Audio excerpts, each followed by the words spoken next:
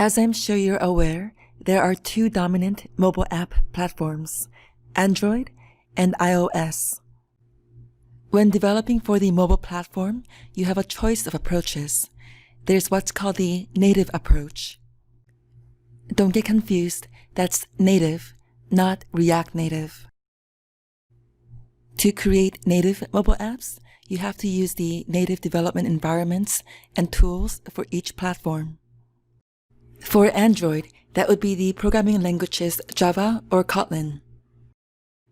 For iOS, that would be Objective-C or Swift. Native development gives you full access to all the capabilities of the native platform, all the various sensors and technologies in the device itself. And native apps will have the best performance. They're fast and responsive.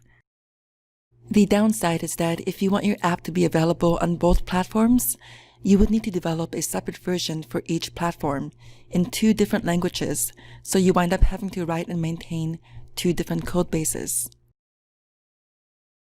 Another approach you can take to make your app available for mobile devices is to avoid developing for the mobile platform altogether and instead focus on making your web app as mobile-friendly as possible. Then when your users need to access your app, they can do so by pointing their mobile web browsers to your web app. This is easier to implement, especially if you already have a web app, but there are drawbacks to this approach as well. Your app will typically run more slowly this way than if it was a separate app installed on your phone, and your app will only be available through the browser and an internet connection. Plus, web apps don't have as much access to the native device features of your phone, although this is improving all the time, especially with a newer technology called progressive web apps. Nowadays, mobile web browsers are able to access a lot more native features than before, such as your device's location and even its local storage.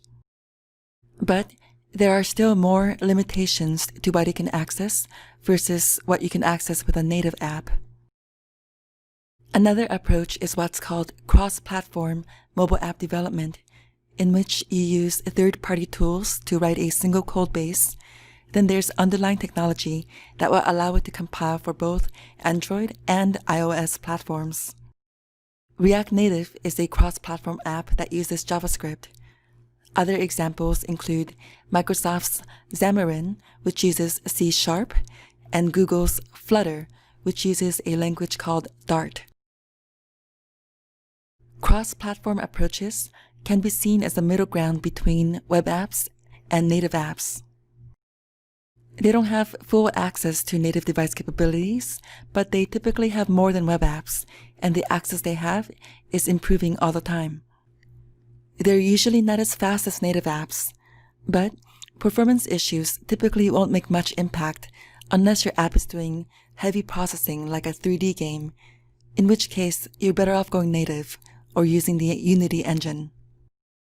For most apps, the difference in performance will not be noticeable. For example, Facebook's mobile app is written in React Native, as are Instagram, Skype, Uber, and more. I should also mention that one minor risk with cross-platform mobile apps is that the Apple Store will sometimes reject non-native apps. But this is becoming less and less of a concern as cross-platform apps become more popular.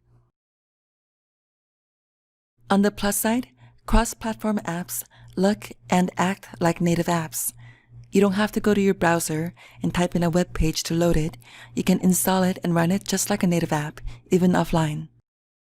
And you can make them available in the Google Play Store and the Apple Store for download, unlike web apps. But like web apps, you don't have to write and maintain two different code bases as you do with native apps, which can hugely reduce both the time and costs involved. A subset of cross-platform mobile apps is what's known as hybrid mobile apps. React Native is a hybrid mobile app. The general idea behind hybrid mobile development is to combine native and web technologies so that you can use HTML, CSS, and JavaScript, but in a standalone app that you can install on your mobile device just like a native app. This is great because it makes it much easier for web developers to take the knowledge they already have and quickly start building mobile apps. There are many different implementations of the hybrid approach. For example, the Ionic framework uses a technology called WebView to render an embeddable browser component that can run web technologies inside a mobile app. The React Native and NativeScript frameworks don't use WebView. Instead, they leverage JavaScript engines that were developed for the use of mobile web browsers and hijack them to run JavaScript outside of the browser, either the Chrome V8 engine or Safari's JavaScript Core engine. So now you understand a little more about the different types of mobile app development and what are the pros and cons of the various approaches, including that of hybrid, cross-platform, mobile app development, which is what you'll be doing with React Native. In the next video, we'll get more in depth about React Native specifically.